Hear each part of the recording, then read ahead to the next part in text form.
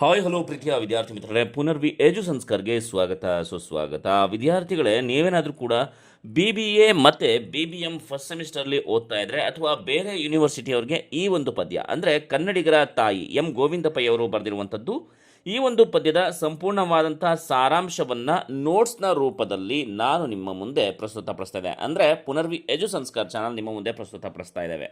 ಹಾಗೆಯೇ ಇದು Bengaluru central ಯೂನಿವರ್ಸಿಟಿಗೆ ಸಂಬಂಧಪಟ್ಟಿರುವಂಥದ್ದು.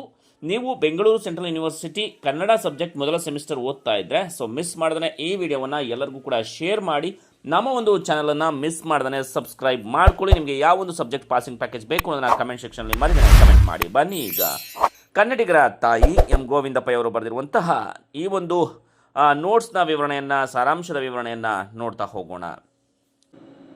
BBA BBM ಮೊದಲನೆಯ ಸೆಮಿಸ್ಟರ್ ಕನ್ನಡಿಗರ ತಾಯಿ Govinda Pai, Bengaluru central university BCU. ಇದು ಕರ್ನಾಟಕ ಏಕೀಕರಣದ ಪೂರ್ವದಲ್ಲಿ ಕನ್ನಡ ತಾಯಿಯನ್ನು ಸ್ತುತಿಸಿ ಬರೆದ ಕವನ. ಕನ್ನಡ ತಾಯಿ ತನ್ನ ಮುಖವನ್ನು ತೋರುವ ಮೂಲಕ ಕನ್ನಡದ ಮಕ್ಕಳನ್ನು ಒಂದಾಗಿಸಬೇಕು ಎನ್ನುವುದು ಪದ್ಯದ ಮುಖ್ಯ ಆಶಯ. ನಮ್ಮ ಕನ್ನಡ ತಾಯಿ ನಾವು ಮಾಡುವ ತಪ್ಪುಗಳನ್ನು ಕ್ಷಮಿಸಿ ನಮ್ಮನ್ನು ಮಕ್ಕಳಂತೆ ಕಾಪಾಡುತ್ತಾಳೆ. ನಮ್ಮ ಬದುಕು ಕನ್ನಡ ತಾಯಿ, ನಮ್ಮ ನುಡಿ ಕನ್ನಡ ತಾಯಿ, ನಮ್ಮ ತನು ಕನ್ನಡ ತಾಯಿ, ನಮ್ಮ ಮನ ಕನ್ನಡ ತಾಯಿ. ಆದ್ದರಿಂದ ಕನ್ನಡ ತಾಯಿಯನ್ನು ಮರೆಯಲು ಸಾಧ್ಯವಿಲ್ಲ. ಹೂವು ಪತ್ರೆಗಳನ್ನು ನೀಡುವ ಲತೆಗಳಿವೆ. ತೆನೆಯ ಸಾರದಿಂದ ಕೂಡಿದ ಗಾಳಿ ಬೀಸುತ್ತದೆ. ಪಕ್ಷಿ, ಪ್ರಾಣಿ, ಹಾವುಗಳ ಸಮೂಹವಿದೆ. ನದಿ, ನಗರ, ಪರ್ವತಗಳ ಸಾಲು ಇದೆ. ಇಲ್ಲಿ ಇಲ್ಲದ ಸೌಂದರ್ಯ ಎಲ್ಲೂ ಇಲ್ಲ. ಜೇನು ಸುರಿಯುವ, ಹಾಲು ಹರಿಯುವ ಸ್ವರ್ಗ ಭೂಮಿ ನಮ್ಮ ಕನ್ನಡ ನಾಡು ಎಂದು ಕನ್ನಡ ನಾಡಿನ ಪ್ರಕೃತಿಯ ವೈಶಿಷ್ಟ್ಯವನ್ನು ವರ್ಣಿಸಿದ್ದಾರೆ.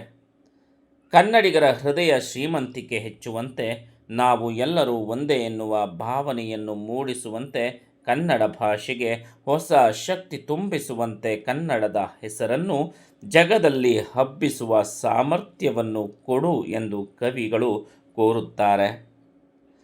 ಕನ್ನಡದ ಆದಿಕವಿ ಪಂಪ, ಕವಿ ಚಕ್ರವರ್ತಿ ರನ್ನ, ಕವಿ ಲಕ್ಷ್ಮೀಶ, ಕವಿರತ್ನ, ಜನ್ನ, ಷಡಕ್ಷರಿ, ಮುದ್ದಣ ಮೊದಲಾದವರು ಮಹಾಕಾವ್ಯಗಳನ್ನು ರಚಿಸಿದ್ದಾರೆ.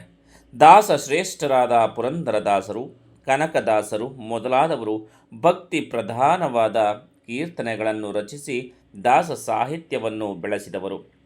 ವಿದ್ಯಾರಣ್ಯ ಗುರುಗಳು ವಿಜಯನಗರ ಸಾಮ್ರಾಜ್ಯದ ಸ್ಥಾಪನೆಗೆ ಪ್ರೇರಕ ಶಕ್ತಿಯಾಗಿ ನಿಂತರು. ಹೀಗೆ ಕನ್ನಡ ನಾಡಿನ ಕವಿಶ್ರೇಷ್ಠರ ಹಿರಿಮೆಯಾಗಿದೆ. ಹಳೇಬೀಡು, ಬೇಲೂರಿನ ಶಿಲ್ಪಕಲಾ ಸೌಂದರ್ಯ ಜಗದ್ವಿಖ್ಯಾತವಾದುದು. ಶ್ರವಣ ಬೆಳಗೊಳದ ಕಾರ್ಕಳದ ಬಾಹುಬಲಿಯ ಮೂರ್ತಿಗಳು ಸುಂದರವಾಗಿದೆ.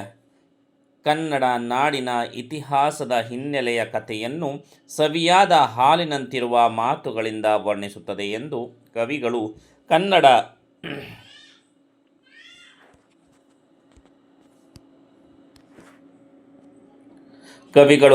ನಾಡಿನ ಕವಿ ಹಾಗೂ ಕಲೆಯ ಮಹತ್ವವನ್ನು ಕುರಿತು ಬಹು ಸ್ವಾರಸ್ಯಪೂರ್ಣವಾಗಿ ವರ್ಣಿಸುತ್ತಾರೆ.